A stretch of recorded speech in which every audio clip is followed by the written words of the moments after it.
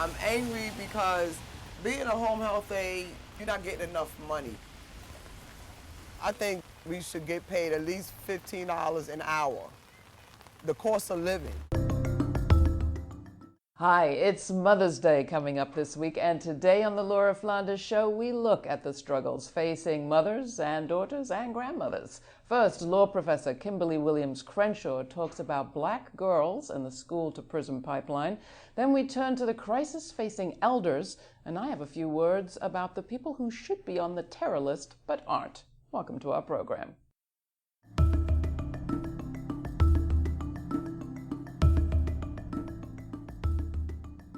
In 2014, a 12-year-old girl in Georgia faced expulsion and criminal charges after writing "hi" on a locker room wall of her middle school. A Detroit honor student was suspended for her entire senior year for bringing a pocket knife to a football game.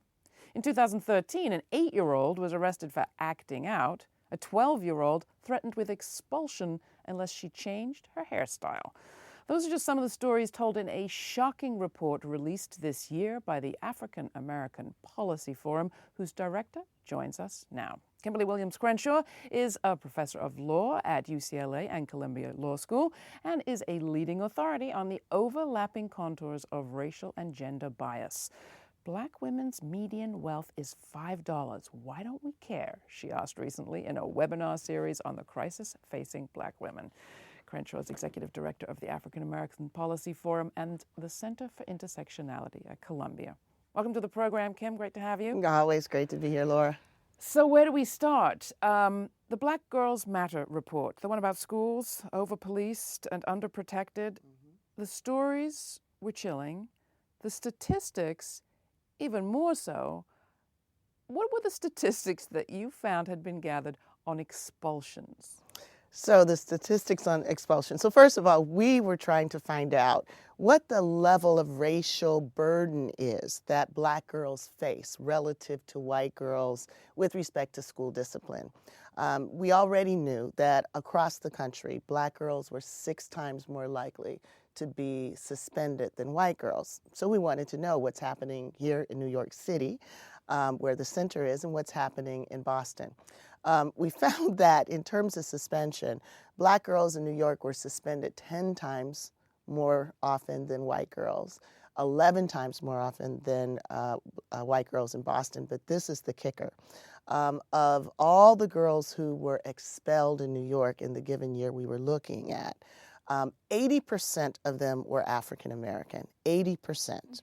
Now, when we wanted to calculate the ratio, we found that we couldn't because no white girl had been expelled. So we had to play a mind experiment. Just assume one white girl was expelled. If you assume one white girl was expelled, you get a ratio of 53 to 1. That's how much the disparity actually is. And when you went beyond the numbers to talking to girls, and I've had the pleasure or the honor of being part of some of the hearings that you've held, tell us some of the things that kind of put meat on the bones, put flesh on the bones of those numbers about how the experience for black girls in high school is these days. What are they going through? Well, and so one of the things that we were trying to get at in talking to the young women, we talked to women who had been separated from schools, women who had been pushed out, who had been expelled, and who in other ways were not able to complete their education on time, because we wanted to get a sense later in their lives what kind of factors they thought were significant in pushing them out. So they told us that zero tolerance schools where there's a heavy emphasis on punitive measures, punishment, rather than active intervention, that those kinds of schools were schools where they didn't feel safe. Sometimes they didn't even want to come to school because they had to go through metal detectors. Some women just felt like it would trigger certain responses, Well, let's talk about that for a particularly minute. those who had trauma. Yeah, why would going through a metal detector be a big deal? So to go through a metal detector, and we're talking about adolescent women, their feeling was that, first of all, they're being surveilled. They are being looked at. They have to take off layer after layer of clothing to make sure that they're not carrying something. Just the process of having to take off their clothes, to be at the center of everyone's attention, subject to catcalls, comments, things like that. It was, for many of them, they said it's like sexual harassment. It just didn't make us feel good, and some days we weren't up to it. That's basically just the minimal stuff. Other things that they said were that, sexual harassment was something that they had to face. So one girl who had been suspended many times said that her first suspension happened when a boy was hitting her, and she asked him to stop. He punched her in the face, and they both got expelled, suspended. So sexual harassment is not something that zero tolerance policies seem to apply to, right? They also talked about the fact that there really were no services, no counseling resources that helped them deal with some of the conflicts that they had with other girls or conflicts with other people in the school. One girl who never did get into a fight said she stopped going to school because she knew that eventually she would. One has to defend oneself, and there weren't really any resources to help them. And then finally they said that if they knew that they needed some kind of help, the best way to get it was to show face, to act out. So in an institution that's based on discipline, to get resources and attention, one has to become a disciplinary problem. And you're famous for having coined the term intersectionality, the overlapping issues of race and gender. Explain how that plays out in that scenario. I mean, aren't all girls subject to sexual harassment? Aren't all boys, particularly boys of color, subject to special surveillance? Yeah, so, and this is, I think, a wonderful opportunity for us to think about how our school policies are not intersectional. So we start with the fact that many of these zero tolerance schools are schools that are in largely minority neighborhoods, largely low-income neighborhoods. So the actual burden of zero tolerance policies overall is more targeted to schools of color. Then inside those schools, you have gender and race issues going on. So one of the most common reasons that Black girls were suspended was because of defiance, right? Defiance is a subjective offense. It's not a rule, right? It's not something you clearly violate. It's in the eyes of the beholder. Well, you take the fact that African Americans in general are seen as being far more aggressive, far more likely to break rules, far more threatening. That's what we've learned over the last year with all of the killings that have happened with police saying, I feel threatened. Right. Well, the threat attaches to Black bodies. But then women who are seen as acting in a gender non-conforming way are in addition subject to certain kinds of disciplinary measures. To be a woman who is outspoken and who speaks her mind and may not raise her hand in class, that's an additional element. So you put the gender non-conforming kind of discipline together with the race-threatening discipline, and that gives you a sense about why Black girls are dramatically disproportionately likely to be subject to discipline. So why have you been focusing on this in particular this year? I mean, this is your body of work, but this year you have held webinars, press conferences, issued reports, published letters, you meaning the African American Policy Forum and your colleagues. What's been going on? Well, this year has been a really impactful year in ways that have been challenging as well as productive. It's been impactful because the White House has announced a program called My Brother's Keeper that was designed to address some of the issues facing those populations that are most left behind. When I heard about it, I was like, great. Communities of color, particularly African American students, are left behind. But the program focuses only on men and boys. And so it gives the false impression that women and girls are not also being left behind. They're not also facing some of the same challenges and some challenges that are different. And so many people think that the school to prison pipeline is the ideal example of how boys are being left behind. And we wanted to look into that and show that not only are girls facing some of the same kinds of challenges that boys are facing, but they're also facing different ones. In fact, the level of racial burden that black girls face relative to white girls is even greater than the racial burden that black boys face relative to white boys. Now, the point isn't to say we shouldn't be focusing on boys of color. The point is to say we shouldn't be excluding girls of color, because this is a racial burden problem, not simply one that boys of color are facing alone. Now, the White House and its allies have come back and said, yeah, well, it's kind of implicit. We're going to include girls. Do you know for the fact that they're not? Well, there are two. So it is called My Brother's Keeper. It's not called Our Children's Keeper. So it's pretty clear what the message is. And that in and of itself is something that we want to challenge, because what you don't name and what you don't measure, you generally don't care about, right? So we want to lift the profile and create public will to address boys as well as girls. And the only way that you can really do that is to collect information and actually share that information. That's why we've done a number of town halls across the country for girls and young women to tell their stories to their families, to stakeholders, to people who can make a difference. And one of the things I found particularly powerful at the one that I was part of was to hear women from Ferguson, Missouri, where Mike Brown was killed, the situation that has caused many people to say, my brother's keeper is right. Boys are up against it. They're getting shut down in the street. They need special programs. To see women from those communities tell their side of the story added a lot for me. What did you go with? Well, so one of the things that I think is so dramatic about the Ferguson context is that Ferguson itself, the city of Ferguson, is a city that signed on to My Brother's Keeper. They're a My Brother's Keeper challenge city. And what does that mean? It means that you have to, first of all, sign a pledge to do a public hearing to explore some of the causes and consequences for the negative life outcomes for men and boys of color. And then you have to propose, intervention. So Ferguson actually had such an event. One would think, given everything that was going on in Ferguson this year, that number one on the list would be police abuse. Number one on the list would be the militarization of the police. Number one on the list would be using the community as an ATM, to support government. But Mike Brown was not mentioned. Police abuse was not mentioned.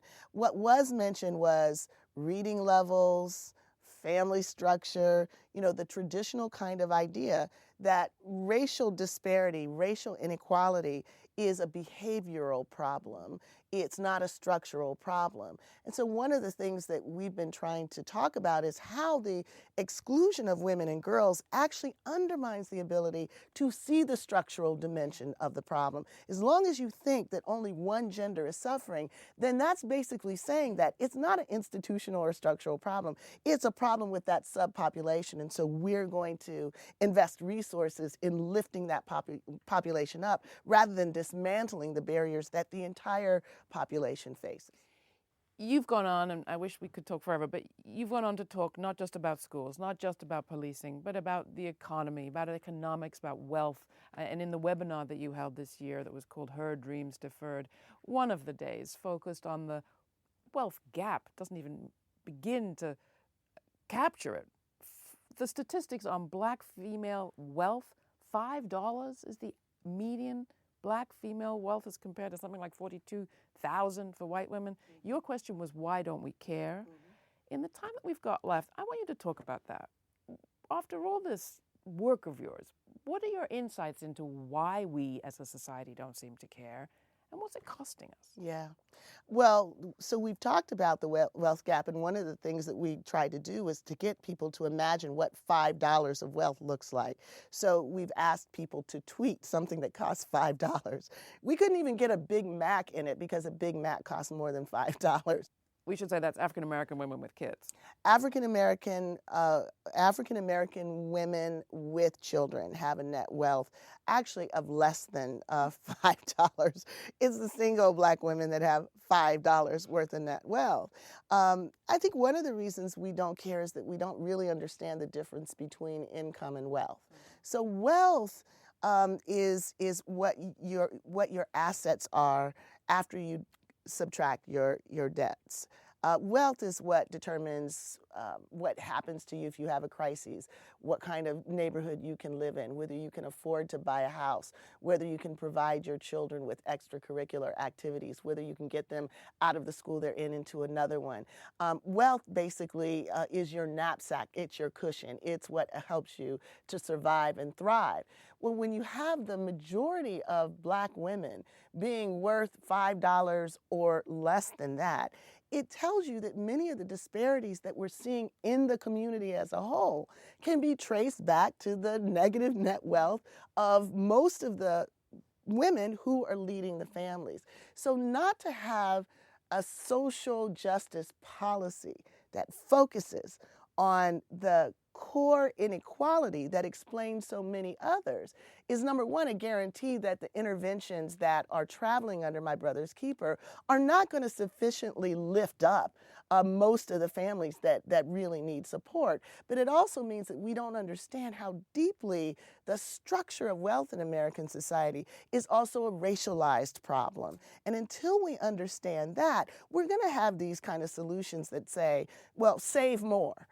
Marry somebody, exercise, different kinds of decisions, rather than we need to have wealth-generating kinds of policies as a way to intervene and better the lives of the children that we say that we care about. Why have you dedicated your life to this, Kim? Well, I grew up in a family that was a civil rights family. Every day we had to come to the table with some observation about the world that we lived in and some idea about how it could be different. And my family never limited that to just thinking about race or just thinking about race from a male-centered point of view. My life was as important as my brother's life. So that's just a deeply held value. And I have been trying to think about what kind of tools we need, both in terms of advocacy tools, conceptual tools, to ensure that when we say Black Lives Matter, we mean all Black Lives Matter. We mean that the way in which race has distorted opportunities for us as a people means all of us. So that's essentially my passion. It's important that we be able to articulate this not only against some of the traditional sources of discrimination, but also take up the hard question when our allies, our family members, others don't understand why our politics have to be more inclusive. We need to have the stories to tell them why.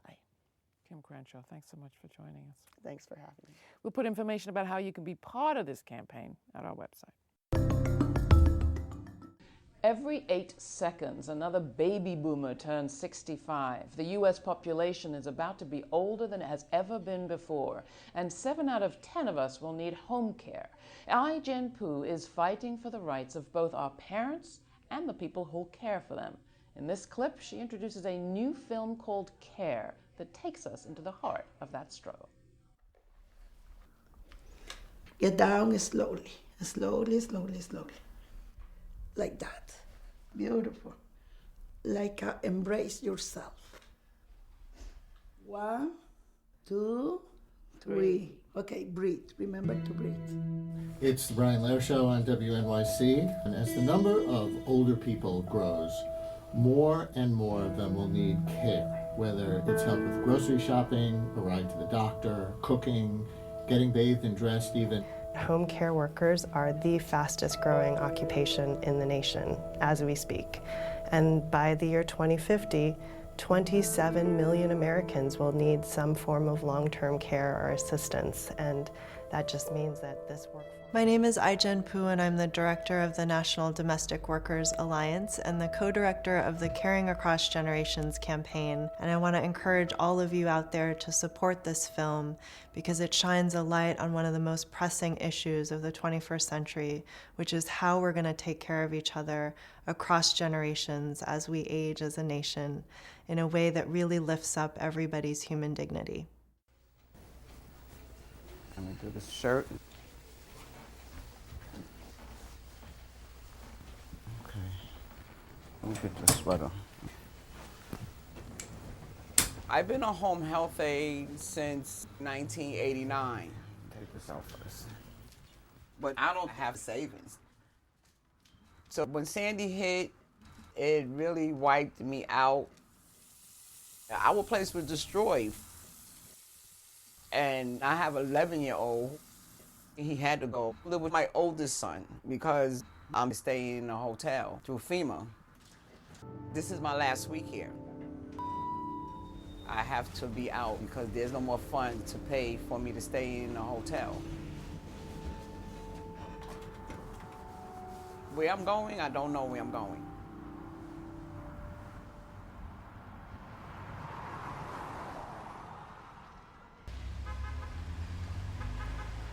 I'm angry because being a home health aide, you're not getting enough money. I think we should get paid at least $15 an hour. The cost of living. I make $10 an hour. I still have to postpone Tyree from coming home. If he come home, where he coming to? He's not allowed to go in a women's shelter. He's not even allowed to come to the building to even ask the security guard, can I see my mother?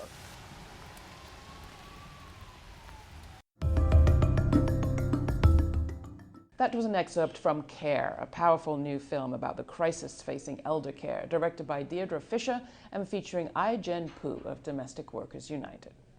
President Barack Obama will remove Cuba from the terror list. Great. Does that mean there are slots open?